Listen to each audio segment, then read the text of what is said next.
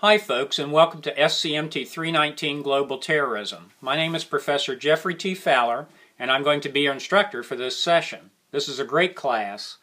It's been taught here at AMU and APUS for several years, and I've had the pleasure of teaching it on many occasions, so I am not new to the class. A little bit about myself.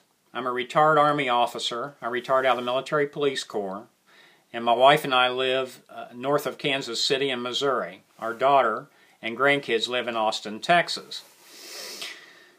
After the military, I ran a consulting firm for a while, security consulting firm, wrote a book, and have been generally involved in things of that nature, security and law enforcement, for about the last 40 years.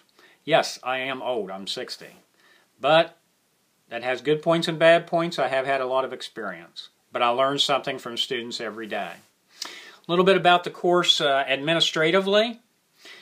Please make sure that you look at the course announcements every week so that you can see what is due that week and do your very best to turn work in on time. Remember that you're using American Psychological Association APA format, which must be used in the course. Also, make sure that you check the syllabus every week. If you do those things and follow the general rules in the classroom, I think we'll have very few problems. Make sure that you use the classroom email. You know, at AMU, we have two email systems. We have my campus email and we have the classroom email. Please use only the classroom email. If not, I may end up getting two emails totally identical. And this ties up some time that is not necessary. As far as the class itself goes, it's a detailed look at terrorism and how it's developed over time. You know, there's nothing new about terrorism. It's been around since Cain killed Abel. But it has had various forms throughout the years. For example, at some points in history, terrorism has been mainly religious in nature, like it is now. And at other times it has been not necessarily religious in nature. So those are some of the things we're going to look at. Also, terrorism has evolved quite a bit since the 70s when I first became intimately aware of it. In the 70s, I was in the military, and of course the primary form at that time of terrorism, at least Muslim terrorism, was hijackings. And the purpose of hijackings was a little bit different. As you know, hijackings were done predominantly so that people could be held hostage and the terrorists could negotiate for something they wanted. For example, perhaps they wanted to negotiate the release of some of their people who were prisoners in various parts of the world. Today, since 9/11, terrorism has changed quite a bit, and the terrorists don't necessarily care about negotiation. Unfortunately, they care more about death and destruction, and that is the end goal.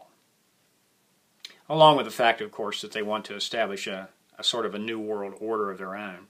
Another thing that's changed quite a bit since 9/11, and we can use Al-Qaeda as an example of that, is that terrorist groups have become more diffuse in nature, harder to determine who the leadership is. And the reason for that is, before 9/11, for example, Al-Qaeda was strictly hierarchical in nature.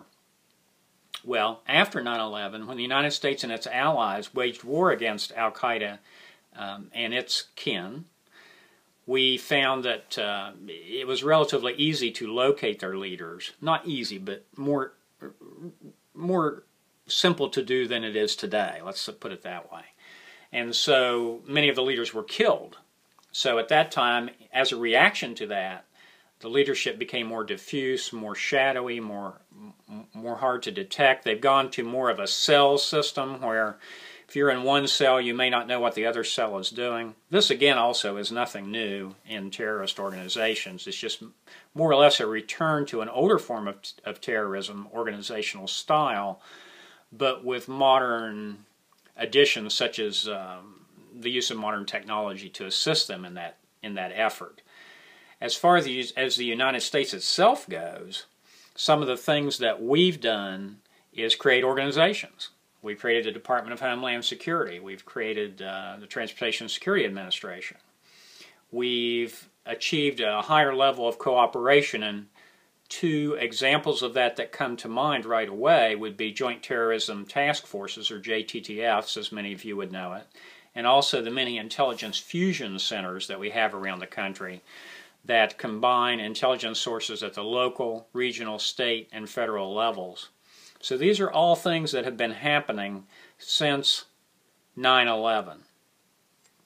I think you'll find the course very interesting. I think you'll find it very rewarding. Again, feel free to contact me at any time. I should mention my office hours are normally from 10 a.m. to 4 p.m. Monday through Friday.